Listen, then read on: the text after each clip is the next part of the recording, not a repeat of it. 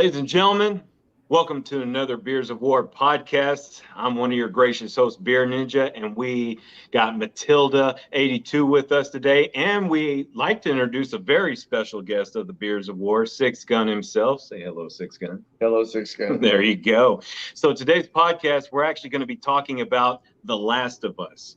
We're going to talk about our experiences with it and just where we're at with when it comes to the TV show. And some of us have actually played the game, so we kind of want to do a little comparison and everything. So, well, we welcome you guys to walk. And so I'm gonna go ahead. Matilda, why don't you go ahead and kickstart it for us? What's your thoughts about it so far? So my thoughts is coming from the background of not playing the games yet and just based off of what I've picked up on internet and reading, and then when it finally came out and watching it, my first overall opinion is I'm hooked. I know my brother or my son's watching it. I even got my wife hooked into it. So the three of us watch it every Sunday now. Overall, it's probably one of my favorite shows in the last 6 months that I've watched. So if you were to compare it to other like zombie shows that were out there and everything, how would this stack up for you? Because I watched the first several seasons of The Walking Dead. If you want to probably compare it to that, The Walking Dead was pretty good, but it just got to the point where The Walking Dead just got a little bit repetitive. I know we're only 4 episodes into The Last of Us. We're still doing a little bit of character development. I'm starting to learn a little bit of the backgrounds, but I'm starting to see some of the dynamics between the main 2 characters change. Starting to see a little bit more of what the post-apocalyptic America looks like. So, yeah, right now it's still in the infancy, but so far it's a pretty good story. It's keeping me captivated all the way through each episode. Even with episode 3, which kind of got away from the whole apocalypse thing and kind of went in a different direction, was still a pretty good episode overall. So that's where I'm at right now with it. Yeah, you mentioned about the episode 3 and everything, and honestly, it did kind of take me for a loop right there, considering. Now, just to let you guys know what we're talking about here, it is going to be a little bit of a spoiler alert. So if you haven't watched the show or played the game, you probably want to click out of this at this point. So we're going to dive right into it here. So as far as that, Sixgun, what do you think? What did you think about the show so far? I mean, just like where your stance is on it. So first off, I'm a huge fan of Naughty Dog. When it comes down to it, Uncharted was one of my favorite series I've ever played on any system. I love the story with Nathan Drake and the gameplay and the treasure hunting and all that kind of stuff. So going into it, I never played the games. Kind of had some expectation. I had no premises of what it was. I had no premise. I just assumed it was going to be Naughty Dog Uncharted style because I didn't know anything about the game. And we started watching it, my wife and I, and immediately realized this is, post-apocalyptic, zombie style storyline. And we enjoy the story. I'm enjoying the story. I love Resident Evil. The whole apocalyptic T-virus thing, the fungus that we're dealing with not Uncharted, but with Last of Us. Right. That kind of stuff it tempts your imagination because it could happen. You think, oh, this could really happen. What if, right? And that really brings you into it. For me, and I'm not a queasy guy, but the fungus-headed people they make me nauseous. I look at them and I'm thinking, oh, my stomach starts turning. I'm like, what would I do? You talking about the clickers and everything? Yeah. That cauliflower head thing going on right now? Yeah. Barf. And I'm a guy, I love food. And I'll eat almost anything, but the one thing I just can't stomach, mushrooms. So it's something with me and fungus. But the storyline itself is really good. I think the acting and the characterization is fantastic. From what I understand, The game, which I haven't played again, and the story and the series follows almost hand in hand. So I expect the game and the storyline is probably very good. I would like to go back at some point and play it. Obviously, it's, a lot of times video games are wrapped into movies. Mm-hmm. Occasionally, a video game is made from a movie. Mm-hmm. And there's times where I've played games like we were talking about earlier, GoldenEye. I'd never actually watched a James Bond movie start to finish until after I played N64 GoldenEye. Mm-hmm. And that stimulated me to want to watch the movie. And when I did, I ended up becoming a huge James Bond fan, watched all 20 some odd movies. And sometimes these things interact, and the storyline and the writing and everything is just phenomenal enough that you can do either one. Mm-hmm. I enjoy the gaming side of it because you get to be more interactive. It's more personal experience. But as far as the show, The Last of Us, it's one of those things that I'm almost reluctant. Normally when the next episode comes out, I'm like, I can't wait. And I'm like, I don't want to watch it. I want to watch it. No, I don't want to watch it. Yeah, I need to watch it. Yeah. So I'm not like, I'm on the edge. I'm on the edge of my seat. I'm on the edge of anticipation. So it's got me hooked. It's got me grappled, but at the same time, I'm kind of backing off. What do you think about the actors that are portraying the two main characters? That you got Joel and Ellie, Pedro Pascal filling in the role of Joel right there. I mean, this guy has done amazing strides in, movies and TV series. I mean, we all, like me, my first introduction to Pedro Pascal has been with The Mandalorian. A lot of people were introduced to The Mandalorian. Exactly. And I'm so looking forward to season 3. So how do you think his portrayal of Joel is so far? Is it working? I think it's working for him. I think he's a fantastic actor. Absolutely. I can't think of anyone that could have done a better job of what he's doing with the characterization of that character. Yeah, he seems like he's starting to typecast himself as a father figure. Right? He's kind of got that persona going for him. He is. I think he does a really good job in this show of being the reluctant protector. He doesn't want to. He's still very much wounded years later of the loss of his daughter. So but at the same time, he's naturally a father figure in his mind and in his heart. So he wants to stand up and protect and be there for her. But at the same time, he doesn't want to be hurt with the loss or potential loss, which is high. Is high potential for losing this person. Yeah, he still seems reluctant to really open up to her as of right now, as we're at in the storyline. But you could kind of start to see in the latest episode that barrier he's built is starting to crumble a little bit.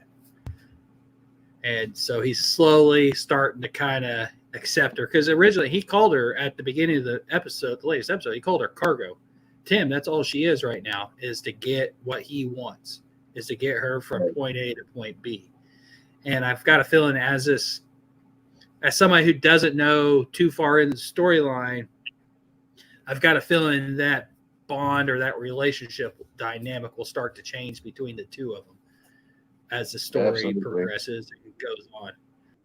My take, as far as the progression of the characterization and the relationship between Ella and what's Pedro Pascal's character? Joel. Ella and Joel, he's going to finally kind of give in, I think, as a father figure and a mentor, and take on teaching her survival skills, teaching her and just bonding. I think you'll see a lot of that going forward. That's my expectation. Without having played the game, without knowing too much, but I think that's where it's going to go, and that's where I'd like to see it go. And I look forward to that. But like I say, I think he's kind of standing up and putting up a wall and shielding himself from the emotions of fatherhood and that mentorship role with her because of the scar tissue left behind from losing his daughter. I mean, it's anybody's game when it comes to the show, because there are some differences between the show and the game right there. I honestly think you're pretty spot on about it, as far as developing that mentorship, that fathership, and everything that comes along with it and whatnot. So yeah, absolutely. I mean, absolutely, definitely. I see that building up towards the story arc and everything, and kind of just following up, circling back to like episode 3 and everything. Was it Offerman? What's the actor's name? Offerman. Yes, totally took me by surprise with the character. I know exactly the character he's playing, and that is as Bill. And honestly, I think he did a fantastic job filling in the role right there. I thought he did an excellent job. And like I said, spoiler alerts and everything, when it came to his character, it was actually kind of different. By the time that Ellie and Joel met up with him and everything like that, he was actually already gone. You know, his character story arc built up to the point where, he was a survivalist.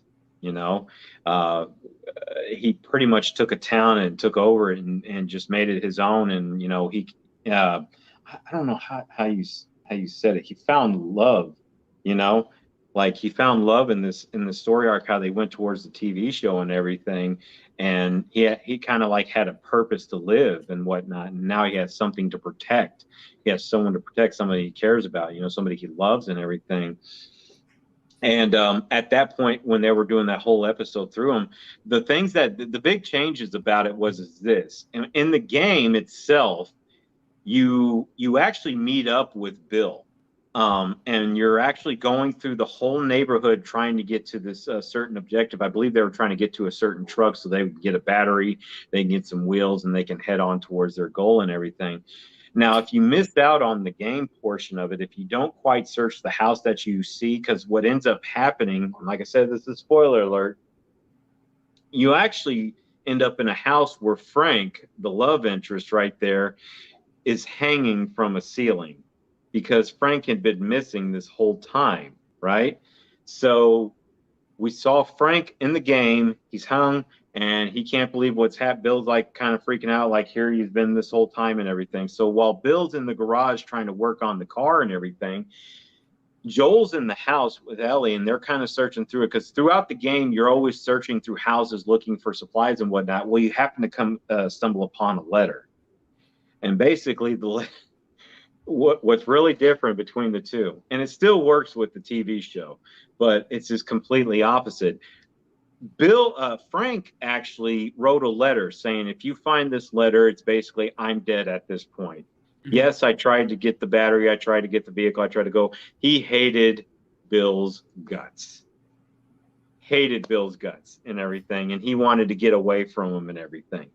But what's really cool about the TV series and that specific episode right there is it's actually all throughout the series, the TV series, it's like run through with the same guy who created the story of The Last of Us. So he kind of changed it up a bit. And I think you know a little bit about this too, Brandon. And so he kind of changed it up a bit and everything, but it works. Mm-hmm. So in the episode, they're in love with each other. They have a life together and everything. But in the game, they're kind of like opposites of each other at that point. Frank just couldn't stand Bill, and he tried to leave on his own, and it didn't quite exactly work out. But the only way you get to discover that in the game is if you're searching through the house, you actually find a letter that Frank wrote to Bill if he ever found him. So that was kind of mind-blowing to me in the TV series and everything. But Offerman did a wonderful job playing as Bill and everything. And I honestly wouldn't change that episode for the world. I thought it worked out pretty good. So I'm really open to those kind of changes when it comes to the story, because I'm coming in this with fresh pair of eyes. I got done playing the game just a few weeks ago, and now I'm watching the series. I'm already caught up on it and everything. So it's been a really cool ride so far, and a lot of the character development that's not only happening in the game, but happening in the TV show, it's very similar. It is really almost word for word with what they're saying in some instances and everything. I mean, I can talk all day about it, what I've discovered from the game based off of the TV series, Pedro Pascal is doing a wonderful job as Joel, and please forgive me, I forget the actress's name. I know she's Bella Ramsey Ellie. is What's that, Ramsey? Bella Ramsey is her name. It's like Yes. Isabella Ramsey. In Game of Thrones. Yes, she was the queen of the right. Bear. She was the little girl that became the Lord of She like Bear took Island over that. Mormont. She was Mormont. I remember that now. Now that you bring that up, she totally stole those scenes in Game of Thrones. Yeah. And now with her being Ellie, I'm going to be honest with you. She looks really nothing like Ellie, but she definitely has that attitude and that mentality of Ellie from the game and She's everything. demonstrative. She takes charge. She's independent. Exactly, Yeah. dude. I mean, she's actually starting to grow on me in the TV show and everything. And up to a certain point. Now, I believe let's see what else here. I mean, it's just when I first started playing the game, I'll be honest with you, from my personal experience, I didn't know if I was really going to get into it or not. But then I kind of soldier through it and everything, and then I'm starting to get hooked on the story. And so going throughout the story, like what they are going through together, I think we're going to see a lot of that in the TV show right there. So there's a lot of good things to come that we're going to be seeing here pretty soon. Now, I haven't played the second game yet, and that's actually on my list of things to do. And I kind of want to do a comparison on that based off of the TV show as well. But so far, I'm really enjoying the series as far as like where they're going with the direction of it and everything. And I just kind of want to see more of the story arc and the character development. Early on through the TV show, we got introduced to a character named Tess, and Tess was kind of a big influence in Joel's life after the whole I don't know what you would call it, with a pandemic or something like that.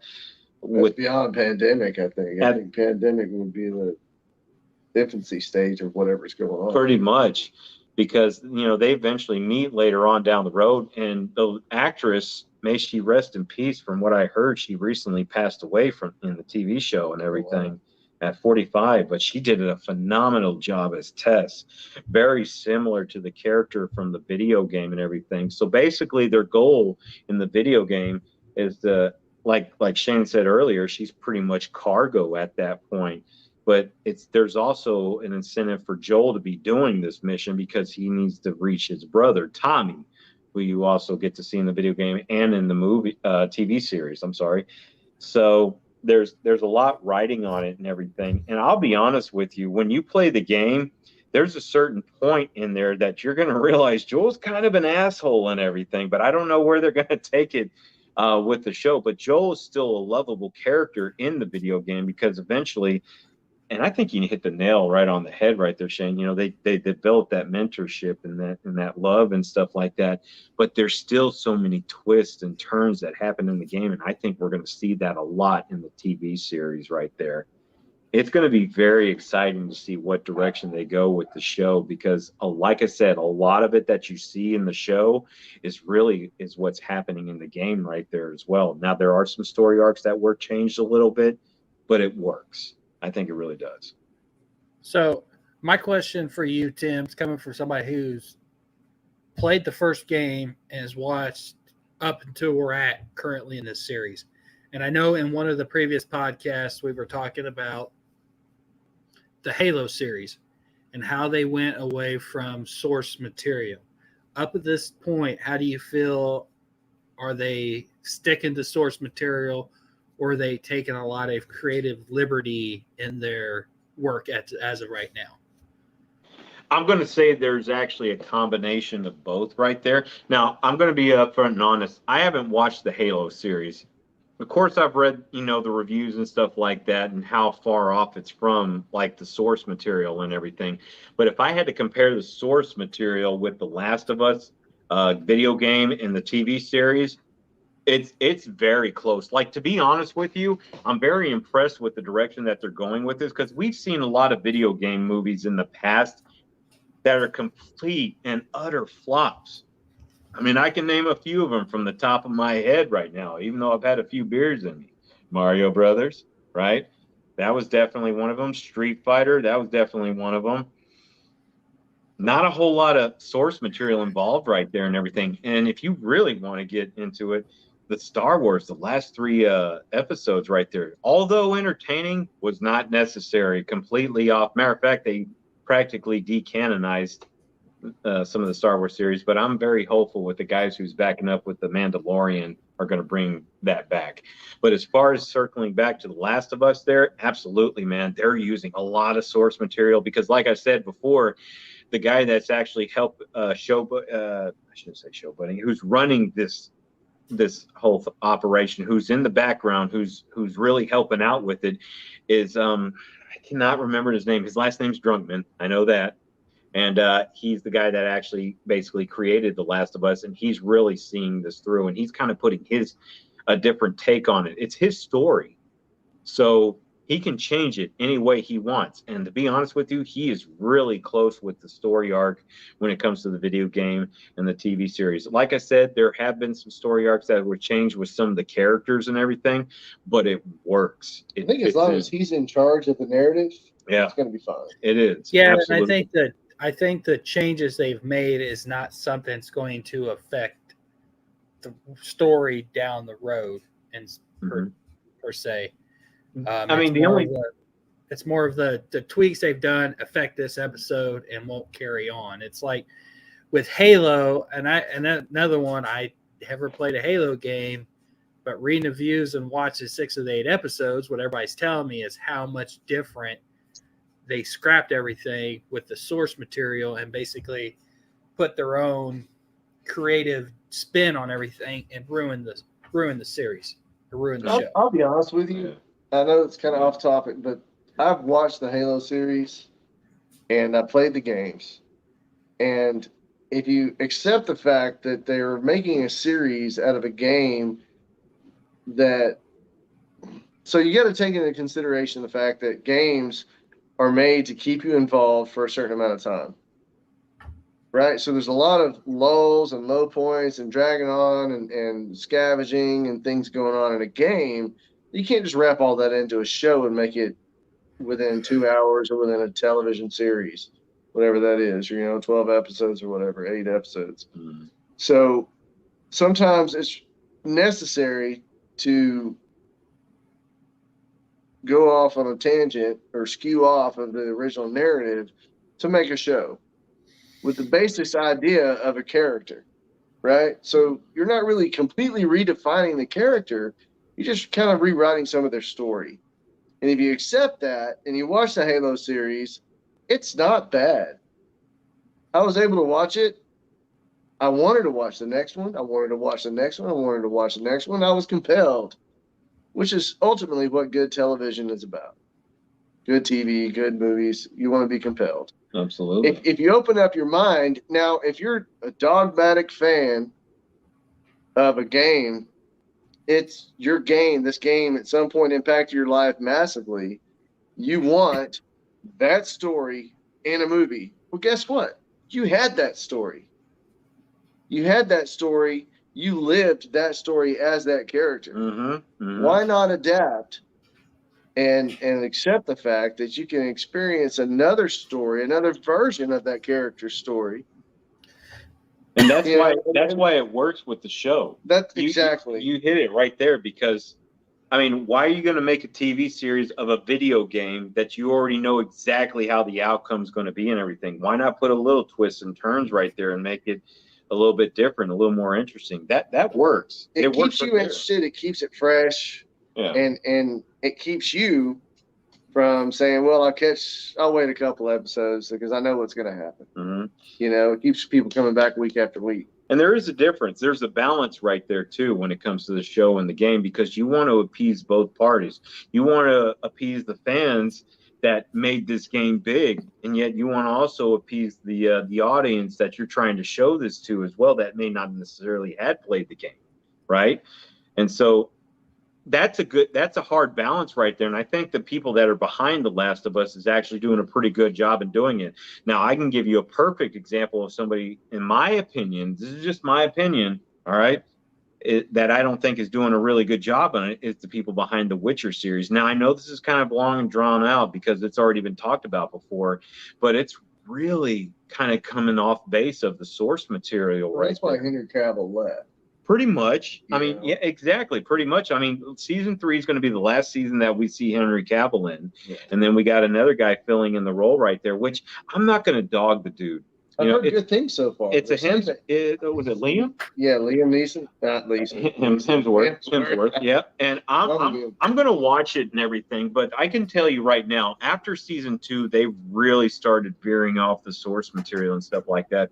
And I think that's why a lot of people got a lot of bad taste in their mouth when it comes to that. But when it comes to The Last of Us, I personally think there's a balance right there that kind of just blends in with both of the crowds right there, and it really works for me. I hardly have anything really bad to say about the show, to be honest with you. It's good. And another good example, I think, would be the Assassin's Creed movie. Man, I was about to bring that up. As much as I love the games, and even from what I said earlier, I can stand back and take it as another representation of a story.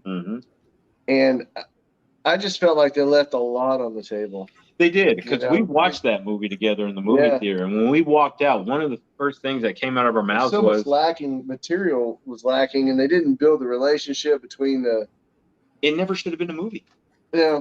It never should have been a movie. Television series would have been so. It would have been perfect which, from what I hear in the grapevine, they're actually making. I think it's Netflix. No, it's Amazon. It's Amazon. Yeah. Well, fine. Either way, they're going to make it into a TV series. That's how they should do that kind of source material. And that goes back to games being made in TV and movies. When you play a game, when people write games, it's just like a book. Right? But it's even deeper than a book because you're actually living that character. You have options. You can make choices. In a book, you don't get that as a character. Unless it's one of those choose your own adventure books, which, some of us are older than others and remember those kind of things. But, you get to make choices. You get to make your own turns on the path. Whereas in a book, you're just reading someone's story. You're reading a, linear? Linear exactly. Whereas a game is more of a 3D experience, imagination wise. Yeah. And so you get so enveloped into the story from a personal standpoint, and then when you see a movie, they make a movie out of it. They pick and choose what the highlights are, and then cram it all into one little thing. And sometimes they hit it right, sometimes they don't. You're exactly right. And it's because it's personal to every person. No two people experience a game in the same way when they play through it. And I think the fans will actually pick up on The Last of Us like that. I think if there's those hardcore gamers, especially the ones that are invested in the story and everything. I mean, I know I'm probably speaking a little prematurely when I say this, but so far when it comes to the series and everything in the game, it's an acceptable formula for me when it comes to that. And when you play the game, if you guys ever decide to play the game, I think you'll definitely agree with me on that, because it's a really personal story. The story arc, the characters, and where they're going with the direction of it and everything, it's working for me so far. I'm seriously looking forward to the next episode. And after watching the last episode of The Last of Us, I want to see where these next, because they're running into some other characters that show up in the game, and I want to see what direction they're going with them at that point as well. So, Brandon, you haven't played the game, right? Or you've played it up into the point where you're at in the show? I have not played the game. Okay. So you're in the same boat I am. Right. And I think, the game's what, 6 years old? No, it's a little bit longer. I think it came out in 2013. Okay. Yeah. Was it a PlayStation 3 game at first originally? Or That's exactly what it was. Okay. I played the PS4 remastered version of it. Now PS5 has an updated version of it, which I can't really justify myself paying $70 for, but still. That's pretty much standard these days. Yeah. So my question to you, because you played through the game, I know you haven't played the second one. Do you think there is potential? Because if there's enough interest in the show for Naughty Dog to manufacture another Last of Us game. Oh, they're already actually talking about it. Well, I don't know if they're really talking about it, but I can tell you this. The voice actor of Joel in the video game. His name's Troy Baker, by the way. Oh, Troy Baker. Okay. He is an amazing voice actor. I actually had the privilege of seeing him at a Comic-Con. I didn't get to talk to him or get his autograph or anything. I never knew that Troy Baker did the voice of Joel in the video game. And knowing Troy Baker, this guy has an extensive record. You know, even in the Batman series, he's played everything from Two-Face to Batman to Joker, all that. DC Universe. He's heavily involved in it and everything. As far as that, he actually somebody posted an article about Troy Baker that he is really he wants to get involved. If they're ever going to make a Last of Us Part 3, he's willing to participate and be a part of it and everything. So I don't know what exactly that means, because I don't know where his character goes after the second one.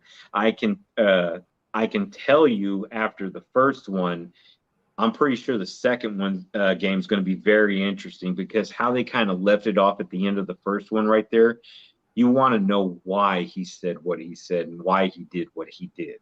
Oh, wow. So yeah. there's cliffhanger. There's a big, to me, there's a big cliffhanger. Exactly. Spoilers! So I think they will actually talk about it. And speaking of Naughty Dog, you bring that up. I was going to bring this up to your attention because I haven't played the series yet. It's in my backlog. It's the Nathan Drake series right there, Uncharted. There's talks about actually making an Uncharted part 5 right now. So I just read something the other day that said Naughty Dog was done with Uncharted, that they were complete. I don't know. So now that I've got conflicting information, I'm gonna have to do a little bigger. Exactly. Well, the point I'm getting at, Naughty Dog is somebody that we really need to keep our eyes on, because these guys are pushing out really good games and everything. So, is there a potential for The Last of Us 3? I can't really say based off my experience, because I've only played the first game, but I'm pretty sure there's going to be something in the woodworks for it, or at least talks about it. So I'm looking forward to that. Like I said, I'm looking forward to the second game. I want to see where it goes with Ellie, because it seems like it's more story driven towards her at this point. And from what I hear, as far as the TV series goes, they're going to actually dive into more of her story arc based off of the second game. So we'll see how that goes. Well, so at this point, you know, the synopsis is you've got Ellie who's got some type of immunity or some type of way to fight it. Yes. So they want her to be the cure, right? Exactly. So perfect scenario, you get through it all. Ellie gets to the people that can make a cure out of her blood or antibodies or whatever it is. But how do you distribute that? I can tell you how it works in the game. I'm interested to know, because I'm thinking. I wouldn't go too far. Does that happen? Yeah, I wouldn't go too far, Tim. Just I don't think we want to, because we're going to want to definitely wait until after the first season's over for that to happen, because I don't want to spoil it too much for anybody. I guess I'm just scratching imagination right now. I'm just, I would like to, next couple of weeks, every Monday or Tuesday, get together and record a review of the previous episode. This is all up until the first 4 episodes. And we can, as we go on each week now, we can compare it to what you've seen in the game up to this point as well. So I don't want to go too far in and ruin it, spoil it for the people who haven't played the game yet. So I think it's a pretty good stopping point for it at this point, because any further after my experience with the first game and everything, it's really going to ruin it for you for probably the TV. So I'd rather that anticipation build up, because I'm kind of excited to see where they're going to go with it at the end of the season. And I'm not even sure how many episodes they're going to produce for the first season. So far, it seems like they're coming close to the middle based off of the video game and everything. Usually everybody is running 8 or 10 episodes now with the series. That's slow these days. Right. Yeah. Especially outside of. You think they're about 50% through the first game with their storyline point? I think they are. I think they're maybe just a little past the 50% mark right there, because we run into some new characters at the end of episode 4 right there. Right.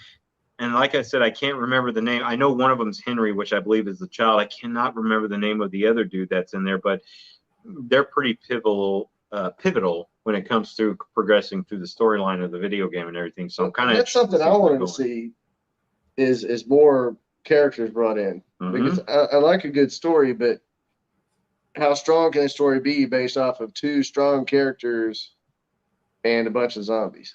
You're right. I mean, because in the game, it really started off strong with 3 characters, actually. Right. Maybe technically a 4th. The 3rd character would be Tess, which is who we see in the show and everything. So she plays a pretty strong pivotal point throughout the game right there in the beginning. So, yeah, no, I agree with you. I think with the characters and the story arc building up, we want to see where this comes to fruition, how it pays off, especially throughout the TV series and everything, because a lot more story arc and character development right there is really gonna make the show shine. And I think with these 2 new introduction of these characters, season 5 is going to be really interesting to watch. Or not season 5, the episode 5 is going to be very interesting to watch. I think I'm just on the fence with how much more tentacle French kisses can I handle? You know, that took me by surprise. I didn't really see that throughout the game or anything like that, but I kind of like the spin they put on it in the TV show. I was like, that is some really sick looking shit. You know, I'm kind of like, I'm sitting here eating some ice cream, watching the show. I'm like, before we wrap this up, I got one other thing to say. Like with previous zombie shows and stuff, like especially The Walking Dead, it seemed like they focused a lot more on the zombie aspect of the whole game. This series so far, it's more about the people in the post-apocalyptic world trying to figure out how to survive and coexist. And in a way, the zombies, or what do you want to call them, are more of like a second afterthought in a way.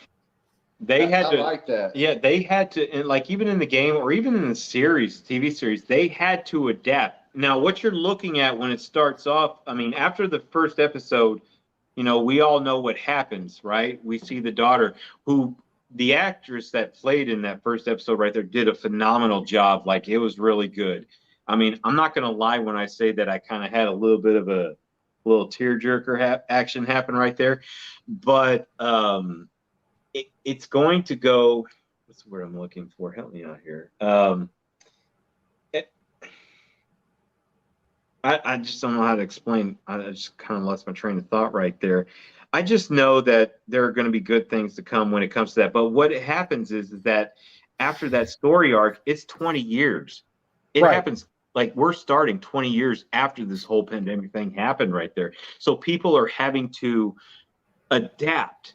You got tribes, you know, you got certain people that are involved right here. And then you got the military involved. It's like, this is like some really apocalyptic shit that's happening right now. You know, like, how's this going to happen?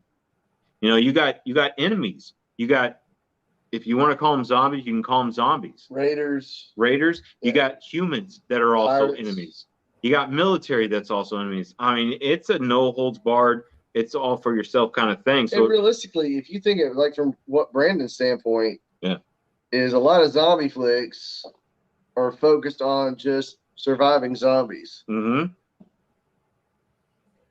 And what we're coming to realize here is that it's focused on surviving a zombie era against other humans. It is. Because ultimately, zombies just want to chew on something. Exactly. But humans are conniving and they're planning and cunning, and they want to control. They want to all the things that come with being human in a post-apocalyptic world. It just depends, man. So you're getting a little bit of Mad Max mixed with Resident Evil. It just depends on what side of the line that you end up on in that kind of in the environment right there. Because to be honest with you, kind of circling back from the beginning of the first episode, when you watch the first episode and how he talks about the fungus and everything, this shit is not so far-fetched. It's not far off. No. Like this. The news articles are already everywhere about how fungus have started living in hotter temperatures already, or you know how they affect ants.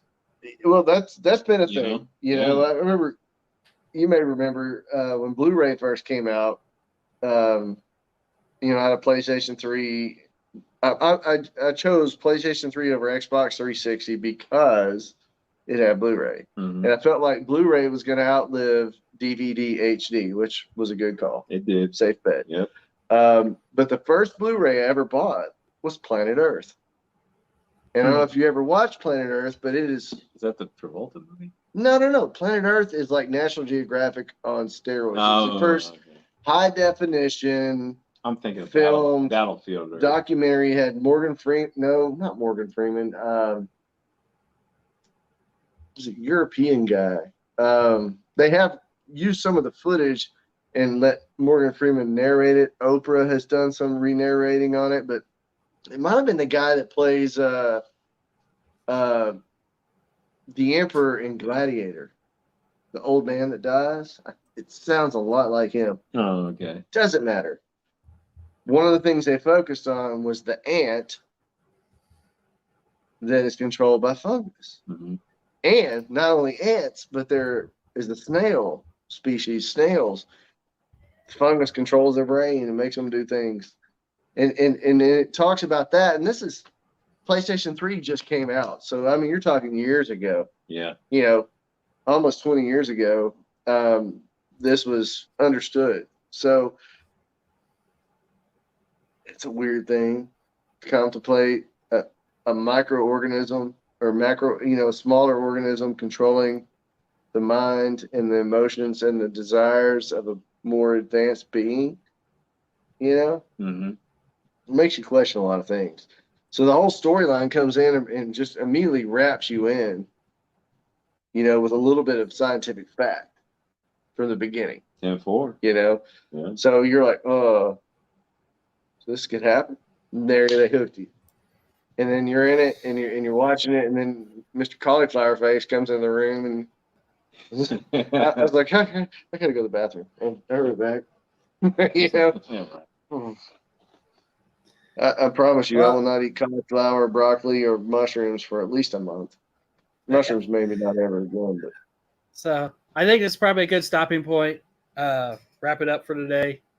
Like I said, we'll All be right. back next week with a review of episode 5 on our take and see where we're at now. So, you guys got your shots? oh yeah. Now, before we take the shots, ladies and gentlemen, make sure you like, comment, and subscribe. We And really share. Absolutely. Sharing is caring. Sharing is caring. We really want to hear what your guys' thoughts are compared to the video game, compared to the TV series. We want to hear what you guys think about so far and everything. And also, don't forget to, I don't know where it is. It's there. It's probably a bell that you can click on. Make sure you check us out, Beards of War podcast. And I'd like to thank our special guest, who's also an official Beards of War member, Phoenix, Sixgun right here, Shane right here. Thank you for joining us. Man, it's been Thank you, awesome. Shane. thank you for having me. So guys, let's put our shots up right here so we can end this on a bang right here. So may you drink. May you drink with drink. If you drink, may you drink with me. Drink with me. There you go. Beards of War. There we go. Let's swallow the bullet. Oh, that's good stuff right there.